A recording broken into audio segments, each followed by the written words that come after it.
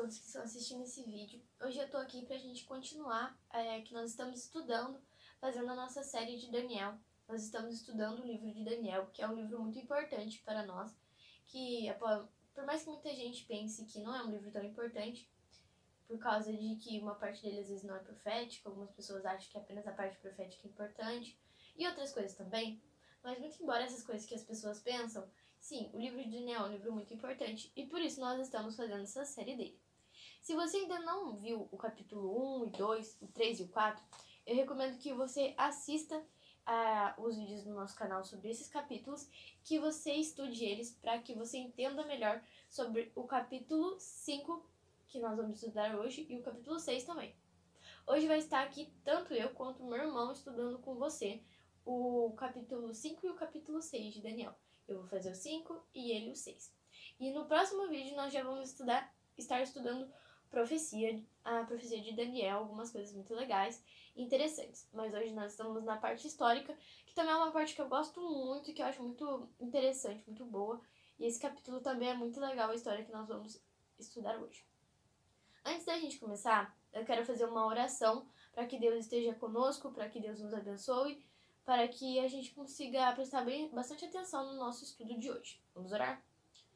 Senhor de Deus, eu peço que o Senhor, por favor, abençoe a pessoa que está comigo, a pessoa que está me assistindo, que está aprendendo um pouco sobre Daniel, que está se interessando pela palavra do Senhor, e que nós consigamos estar prestando atenção aqui, que o seu inimigo não nos faça deixar de prestar atenção, que nós consigamos entender tudo certinho. Em nome de Jesus. Amém.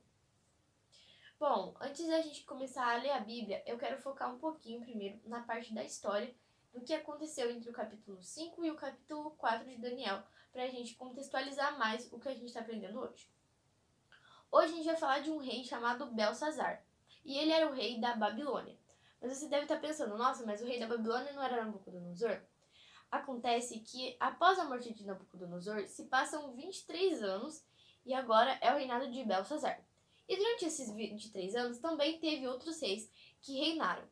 E o pior de tudo é que nessa jornada de vários reinados, nós vamos vendo que teve uma decadência nessa jornada. Ao invés deles melhorarem, não, eles foram piorando cada vez mais.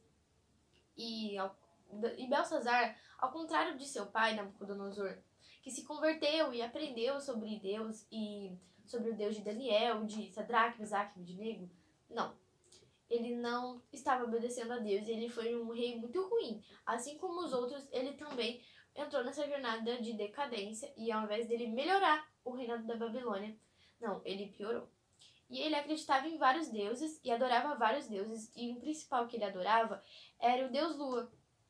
E nós vamos ver agora uma história aqui que fala sobre Belsazar. Por isso que eu tô contando pra vocês sobre eles, pra vocês entenderem mais ou menos quem ele era e não ficar muito descontextualizada aqui a história com vocês. Mas eu quero ler agora com vocês Daniel, o capítulo 5, a partir do verso 1, pra gente ver aqui a história acontecendo.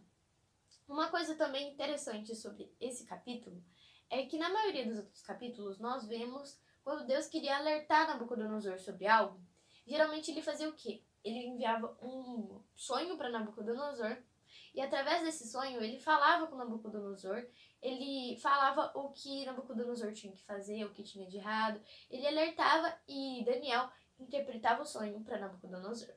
Mas agora está sendo um pouquinho diferente aqui nessa história. Deus ele fica tão irado com o que Belsazar faz, que nós vamos ver agora o que ele fez para deixar Deus tão irado, mas Deus ele fica tão irritado, mas tão irritado com Belsazar, e ele também fica tão triste com Belsazar, que ele escreve com seus próprios dedos na parede o que ele precisava falar para Belsazar, alertando a Belsazar.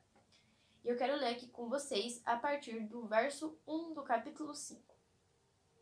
O rei Belsazar deu um grande banquete a 1000 dos seus grandes, e bebeu vinho na presença dos 1000. Enquanto Belsazar bebia e apreciava o vinho, mandou trazer os utensílios de ouro e de prata que Nabucodonosor, seu pai, tirara do templo, que estava em Jerusalém, para que neles bebessem o rei e os seus grandes, e as suas mulheres e concubinas. Então trouxeram os utensílios de ouro que foram tirados do templo da casa de Deus, que estava em Jerusalém, e beberam neles o rei, seus grandes e suas mulheres e concubinas. Beberam o vinho e deram louvores aos deuses de ouro, de prata, de bronze, de ferro, de madeira e de pedra. Vamos parar aqui um pouquinho. Bom, primeiramente aqui que Belsazar ele já cometeu algo muito ruim, um pecado muito ruim, que foi que ele praticamente blasfemou contra Deus, pegando os utensílios que eram sagrados do templo e utilizando para algo banal, algo que não era para aquilo que devia estar sendo usado, os utensílios do templo. O rei Nabucodonosor ele cometeu também alguns erros da sua vida, e um deles também foi tirar esses utensílios do templo, mas ok. E agora Belsazar, ele estava pegando esses utensílios e blasfemando contra Deus, usando esses utensílios que eram sagrados, que eram de Deus, para festas, para adorar outros deuses que nem eram o Deus, o dono daqueles utensílios. Ele não adora eles, mas ele adora a vários outros deuses. Inclusive, quando nós estivermos lendo, nós vamos perceber Daniel também falando isso para Belsazar daqui a um tempinho. E ele também sabia sobre Nabucodonosor. O Belsazar, ele sabia do que tinha acontecido com Nabucodonosor, ele sabia que Nabucodonosor tinha desenvolvido a doença da licantropia, ele sabia que Nabucodonosor, ele tinha tido soberba e por isso que ele desenvolveu a licantropia. Ele sabia de tudo isso. Ele sabia do que Nabucodonosor tinha passado, ele sabia das coisas do reinado do seu pai. Mas mesmo assim, ele faz isso, e aqui o coração dele é um coração orgulhoso, um coração de soberba, em que ele queria mostrar que ele tinha poder e ele se apodera das coisas de Deus, dos utensílios sagrados, dos utensílios do templo, apenas para mostrar talvez poder para essas pessoas que ele convidou para esse banquete. Eu quero continuar lendo aqui com vocês para vocês verem o que vai acontecer com Belsazar. No verso 5.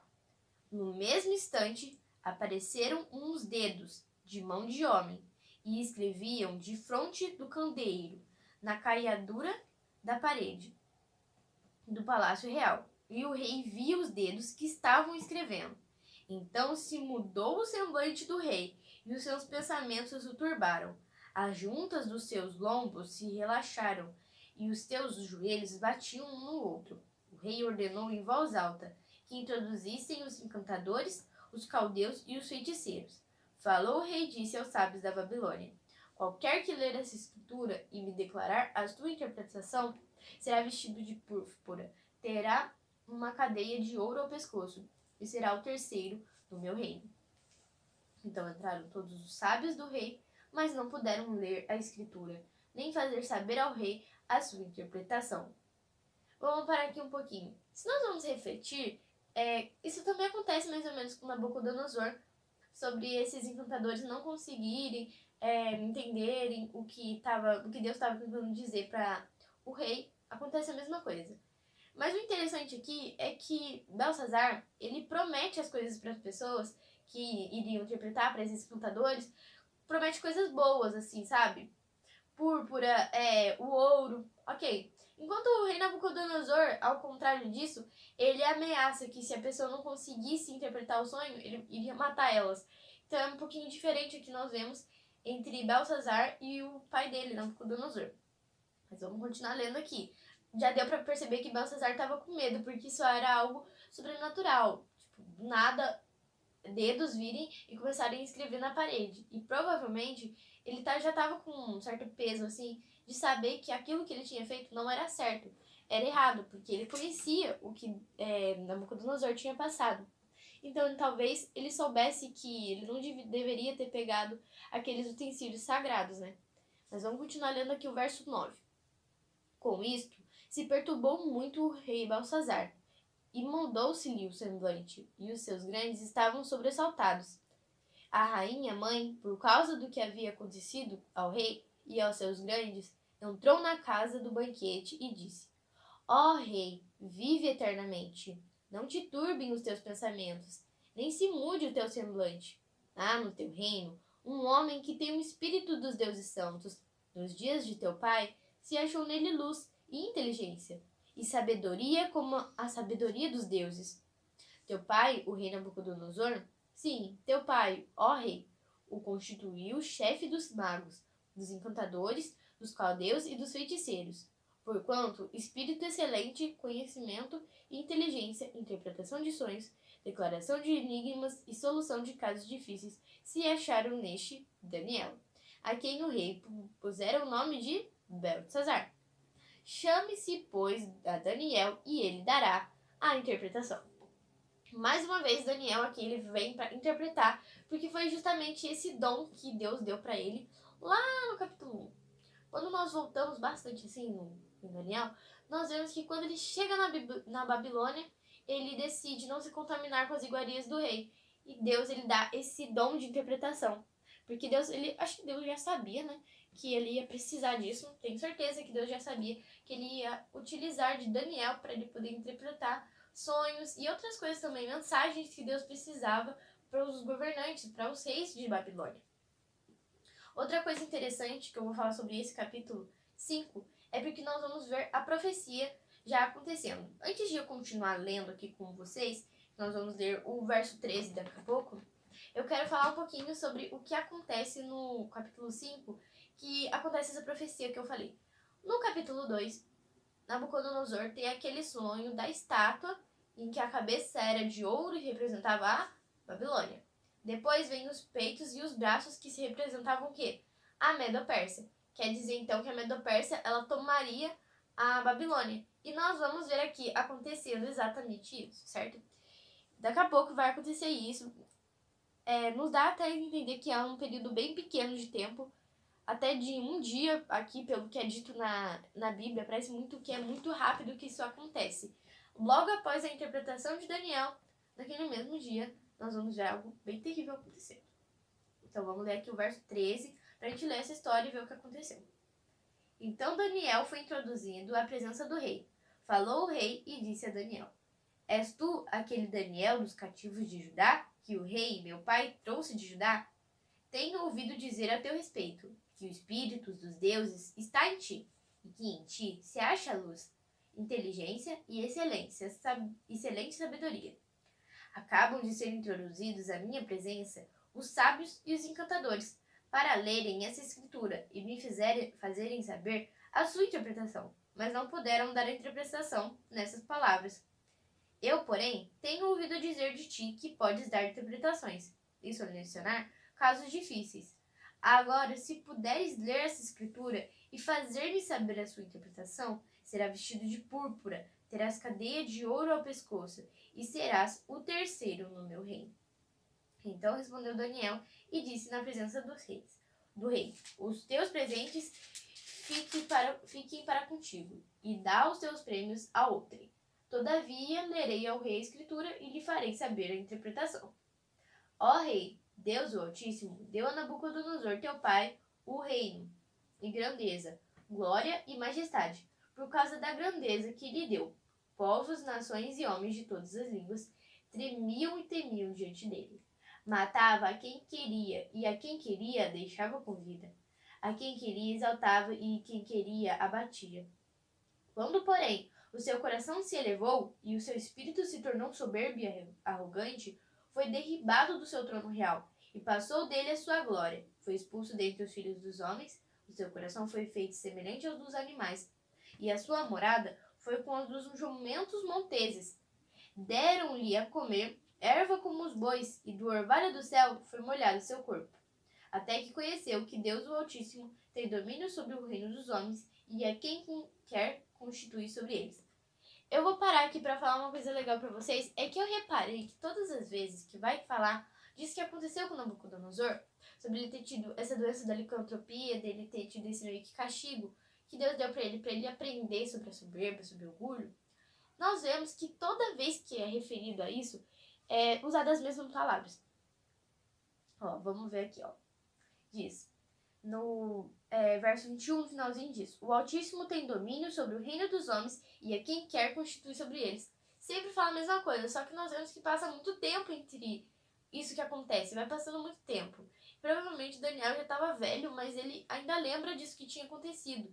E ele cita com as mesmas palavras. É muito interessante isso.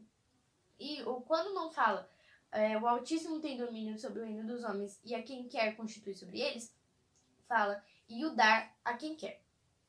Mas no verso 22, diz assim, tu, Belsazar, que é seu filho, não humilhaste o teu coração, ainda que sabia de tudo isto.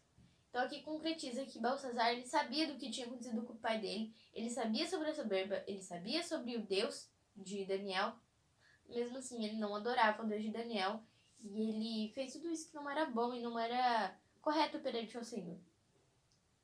Verso 23. E te levantaste contra o Senhor do céu, pois foram trazidos os utensílios da casa dele perante ti, e tu e os teus grandes, e as tuas mulheres, e as tuas concubinas, bebeste vinho neles. Além disto, destes louvores aos deuses de prata, de ouro, de bronze e de ferro, de madeira e de pedra, que não veem, não ouvem nem sabem, mas a Deus, em cuja mão está toda a tua vida, e todos os teus caminhos, a ele não glorificaste. Além do rei, ele usar o que era de Deus para beber vinho, para festejar, ele também ainda louvou e adorou a outros deuses. E o dono, meio que dono daqueles utensílios que ele usou para isso, o Deus verdadeiro, o Deus que tem a vida dele, que pode, a qualquer momento, como diz quando fala sobre Nabucodonosor, dar a quem quer o reino dos homens, esse Deus, ele não adorou, ele não glorificou, mas ao contrário disso, ele glorificou a deuses que nem o escutavam e nem o viam. No verso 24. Então, da parte dele foi enviada aquela mão que traçou essa escritura. Eu vou explicar aqui para vocês o que quer dizer isso, mas eu não vou ficar lendo, porque a gente não tem muito tempo e eu não quero gastar muito tempo lendo. Então é melhor eu já explicar para vocês, para ser mais rápido e depois a gente passar por uma parte muito importante aqui do capítulo. Bom, a frase que é dita é Mené, Mené, Tekel e Parsim. O que quer dizer? Mené quer dizer contado ou numerado. Tekel quer dizer pesado. E Parsim significa persas. E o significado dessa frase seria: contou Deus o teu reino e deu cabo dele. Pesado foste na balança e achado em falta. Dividido foi o teu reino e dado aos medos e aos persas. Então aqui vai acontecer aquela profecia do capítulo 2, que como nós vemos é há mais de 23 anos atrás. Há muito, muito tempo atrás tem essa profecia e agora só que ela está se cumprindo. Ela nem foi no tempo de Nabucodonosor. Ela nem foi muitos reis depois de Nabucodonosor que se cumpriu essa profecia.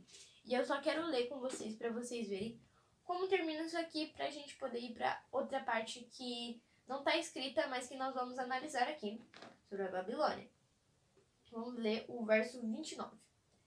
Então mandou Belsazar que vestissem Daniel de púrpura e lhes pusessem cadeira de ouro ao pescoço e proclamassem que passaria a ser o terceiro no governo do seu reino. Naquela mesma noite foi morto Belsazar, rei dos caldeus. E Dario, o Medo, com cerca de 62 anos, se apoderou do reino. Vemos aqui que Dario era a parte medo do reino e a parte persa do reino é o rei Ciro, que também vai governar junto a Dario, ok? Então vem agora o reino medo-persa.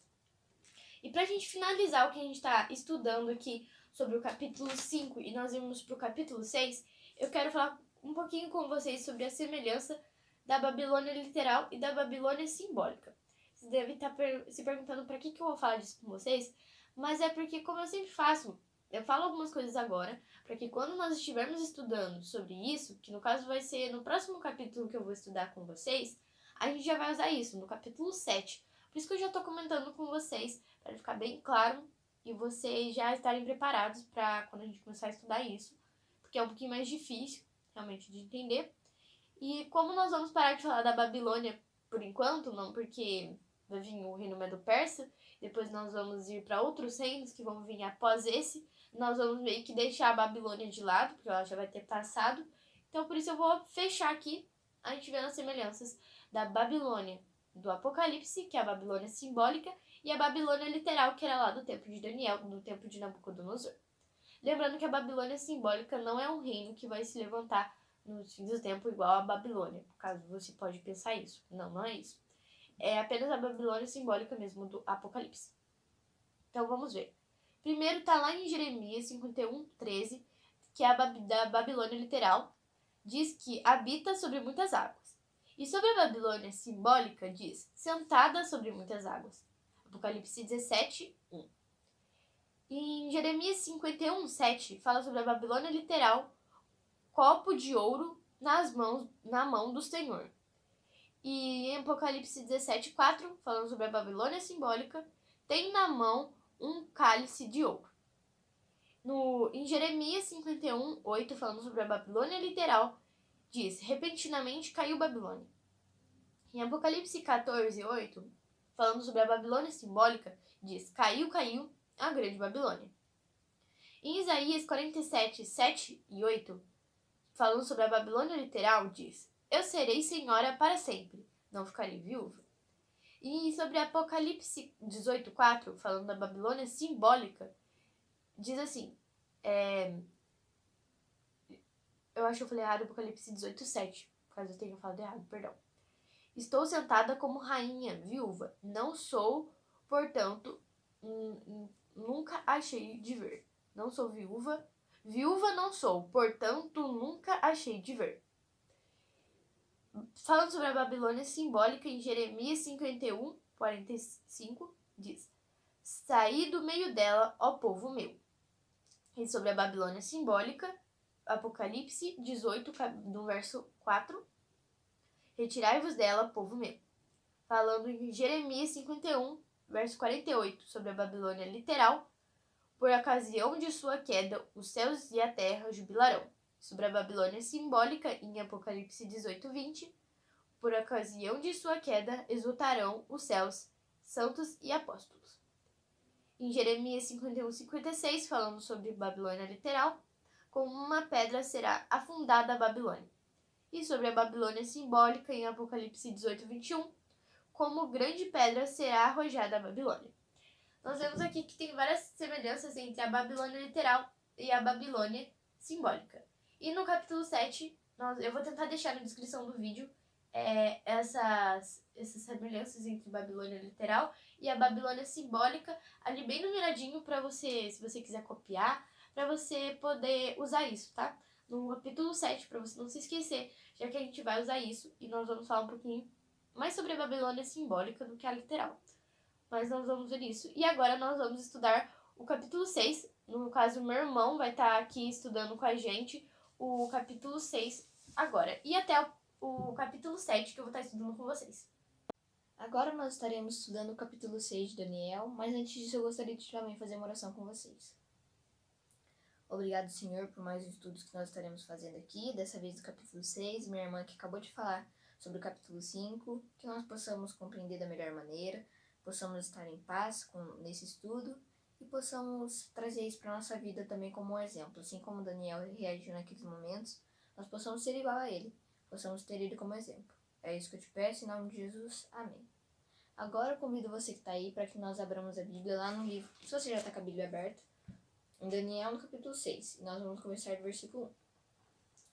Pareceu bem a Dario constituir sobre o reino a 120 sátrapas, que estivessem por todo o reino, e sobre eles 3 presidentes, dos quais Daniel era um, aos quais estes sátrapas dessem conta para que o rei não sofresse dano.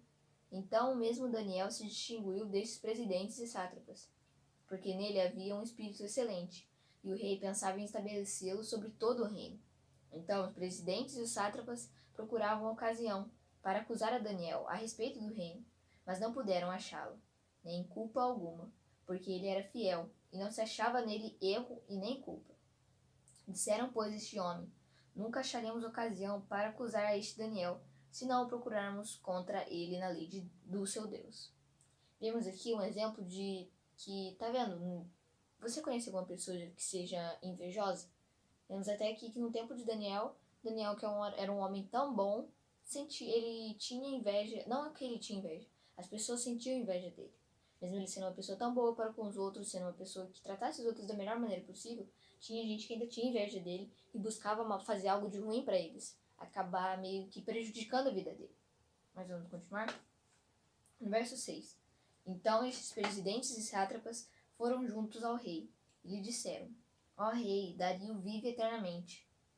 Todos os presidentes do reino, os prefeitos e sátrapas, conselheiros e governadores, concordaram em que o rei estabeleça um decreto e faça firme o interdito que todo homem que por espaço de 30 dias fizer petição a qualquer deus ou a qualquer homem, e não a ti, ó rei, seja lançado na cova dos leões. Agora, pois, ó rei, sanciona o interdito e assina a escritura, para que não seja mudada, segundo a lei dos medos e dos persas, que não se pode revogar. Por esta causa, o rei Dario assinou a escritura e o interdito. Vemos aqui que Dario fez assim como também, naquela época, Nabucodonosor e outros reis tinham aquele negócio de querer demonstrar poder, e assim eles criavam esculturas, ou até mesmo aqui no caso de Dario, que lançou esse decreto, para que eles fossem adorados. Eles gostavam de ser realmente engrandecidos, serem notados pelo povo, serem notados como reis, como pessoas grandiosas. No caso de Nabucodonosor, ele fez uma estátua grande de ouro, para que todos adorassem, significando que o reino dele nunca acabaria. E aqui no caso de Dario, ele fez esse decreto para que todos prestassem culto a ele. Mas na verdade, por trás desse decreto, eram esses sátrapas aqui que estavam querendo prejudicar a Daniel. Mas vamos ver o que Daniel vai fazer no resto do capítulo. Daniel, pois, quando soube que a escritura estava assinada, entrou em sua casa, em cima do seu quarto, onde havia janelas abertas do lado de Jerusalém, 3 vezes por dia se punha de joelhos, e orava, e dava graças diante do seu Deus, como costumava fazer. Então aqueles homens foram juntos, e tendo achado a Daniel a orar e suplicar diante do seu Deus, se apresentaram ao rei. E a respeito do interdito real, lhe disseram: não assinaste o interdito que por espaço de 30 dias todo homem que fizesse petição a qualquer deus ou a qualquer homem, e não a ti, ó rei, fosse lançado na cova dos leões?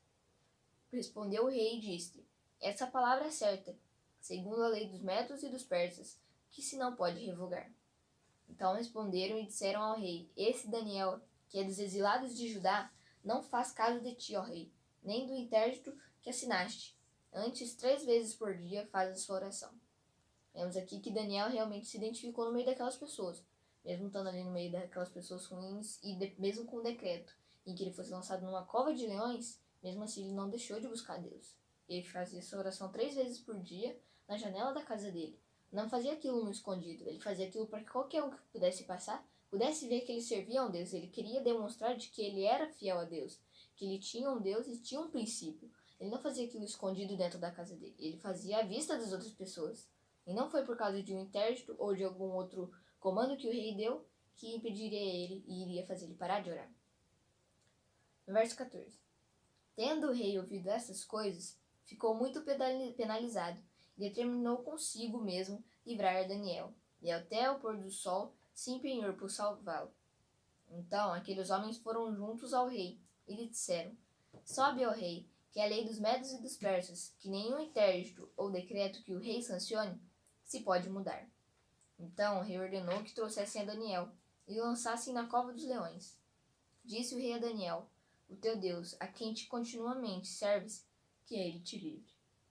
Foi trazida uma pedra e posta sobre a boca da cova. Selou-a o rei com o seu próprio anel, e com o dos seus grandes, para que nada se mudasse a respeito de Daniel. Então o rei se dirigiu para o seu palácio, passou a noite de jejum, e não deixou trazer à sua presença instrumentos de música, e fugiu dele o sono. Pela manhã, ao romper do dia, levantou-se o rei, e foi com pressa à cova dos leões. Vemos aqui que durante a noite ele realmente meio que ficou ansioso, porque ele queria saber o que aconteceu com Daniel. Ele nem conseguiu dormir, passou a noite de jejum e não trouxe instrumentos da sua casa. Vemos que aqui ele estava realmente preocupado com Daniel. Chegando-se ele à cova, chamou por Daniel com voz triste. Disse o rei a Daniel: Daniel, servo do Deus vivo, dar-se-ia o caso que o teu Deus, a quem tu continuamente serves, tenha podido livrar-te dos leões? Então Daniel falou ao rei: ó rei, vive eternamente. O meu Deus enviou o seu anjo e fechou a boca dos leões, para que não me fizessem dano, porque foi achada em mim inocência diante dele. Também contra ti, ó rei, não cometi delito algum. Então o rei se alegrou sobremaneira e mandou tirar a Daniel da cova. Assim foi tirado Daniel da cova, e nenhum dano se achou nele, porque creram no seu Deus. Ordenou o rei e foram trazidos aqueles homens que tinham acusado a Daniel, e foram lançados na cova dos leões. Ele, seus filhos e suas mulheres ainda não tinham chegado ao fundo da cova, e já os leões se apoderaram deles, e lhes esmigalharam todos os ossos. Então o rei Dario escreveu aos povos, nações e homens de todas as línguas que habitam em toda a terra: paz vos seja multiplicada. Faço um decreto pelo qual em todo o domínio do meu reino os homens tremam e temam perante o Deus de Daniel, porque ele é o Deus vivo e que permanece para sempre. O seu reino não será destruído e o seu domínio não terá fim. Ele livra e salva e faz sinais e maravilhas no céu e na terra. Foi ele quem livrou Daniel do poder dos leões. Daniel, pois, prosperou no reinado de Dario e no reinado de Ciro, o persa. Eu vi mesmo que a minha irmã citou aqui, no vídeo que ela fez do capítulo 5, que o rei Dario, no caso, seria a parte Medo, e que, como citado também no reinado de Ciro, que no caso era o persa. Que nós hoje possamos ser um exemplo, assim como Daniel.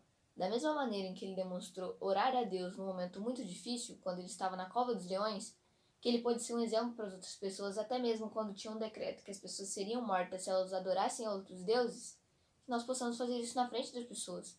Não sejamos algo escondido, sejamos algo público, algo aberto, para que os outros vejam esse exemplo em nós.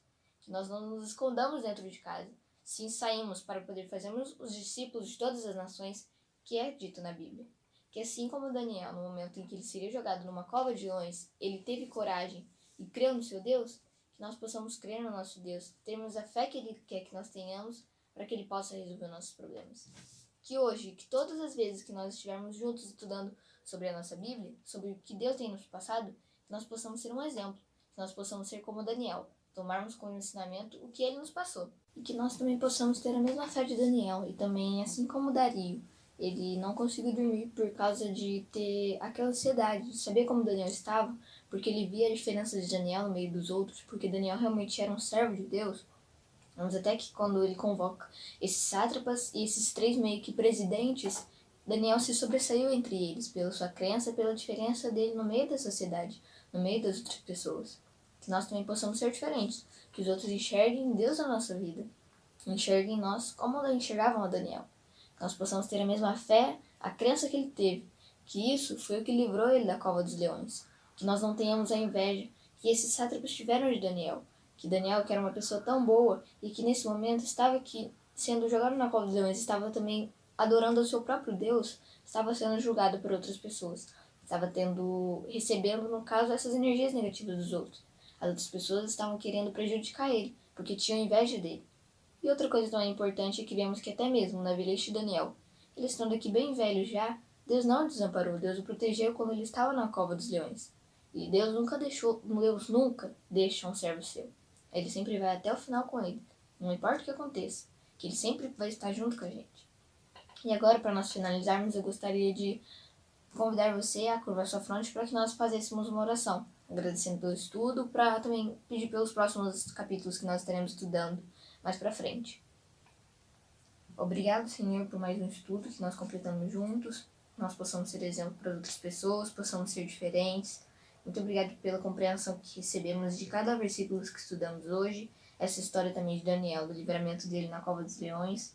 Ele que mostrou ser uma pessoa diferente dos outros e que mesmo num tempo em que tinha um decreto que ele poderia ser morto, ele não desistiu. Que ele fez aquilo, mas não fez aquilo escondido. Que nós possamos ser adventistas, mas não adventistas escondidos. Sejamos sempre a mostra dos outros, para que os outros vejam essa diferença, esse exemplo nosso na sociedade. Que nós possamos fazer como ele, sempre buscar cada vez orar mais. Na maioria das histórias que nós estudamos até agora, é demonstrado o quanto Daniel buscava a Deus em primeiro lugar, até nos momentos mais difíceis, nos momentos em que ele tinha risco até mesmo de morrer, e até nos momentos mais simples, como quando ele tinha que revelar alguma coisa, interpretar alguma coisa, assim como o rei pediu. O rei Belsazar pediu para que ele interpretasse a escritura na parede. Ele não tinha ameaçado eles de morte. E mesmo assim, Daniel recusou os presentes. Por quê? Porque ele queria entregar a interpretação ao rei. Mas aquilo veio de quem? Veio de Deus. Por quê? Porque ele buscou a sua palavra. Porque ele buscou o Senhor em primeiro lugar. E que nós possamos fazer da mesma maneira que ele fez. Que o Senhor abençoe os próximos estudos que nós estaremos fazendo aqui. Possamos sempre aprender mais, botarmos em prática na nossa vida, é isso. Que nós possamos ver o que Daniel fez e sermos iguais a eles. botarmos tudo que ele fez em prática na nossa vida, para que nós tenhamos uma vida em paz, para que tenhamos uma vida com calma e também com sabedoria sobre a sua palavra. Que quando as outras pessoas nos perguntarem sobre quem foi Daniel, nós possamos falar para elas. Ele foi realmente um exemplo de um servo de Deus, um exemplo de um orador incessante, que não importasse onde ele estava, ele buscava o Senhor em primeiro lugar, sendo tirado de um lugar, colocado em outro que ele mal conhecia, sendo um exemplo para todas as pessoas. Que nós possamos ser princípio e que o Senhor possa abençoar-nos nos próximos estudos que traremos agora. Entraremos agora na parte profética de Daniel. Que o Senhor nos abençoe para ter total compreensão e também termos entendimento e sabedoria para entender muito melhor esses capítulos. Afinal, são capítulos com várias predições, até mesmo do futuro. É isso que eu te peço, em nome de Jesus. Amém. E que você possa sempre estar estudando com a gente, possa sempre estar junto com a gente nos próximos vídeos, para que nós possamos aprender cada vez mais. Estaremos iniciando uma série agora, a outra metade do livro de Daniel, que são mais outros 6 capítulos, em que estaremos falando um pouco mais sobre as profecias de Daniel, sobre algumas predições, que vai ser uns capítulos bem assim, diferentes, bem difíceis de estudar. Então, que você possa estudar sempre mais com a gente. E não se esqueça que quando você estiver assistindo esses vídeos, pegue um bloco de notas ou até mesmo um caderno. E anote, porque às vezes isso pode ser importante para você, que você possa conseguir estudar isso melhor, até mesmo depois de assistir esse vídeo.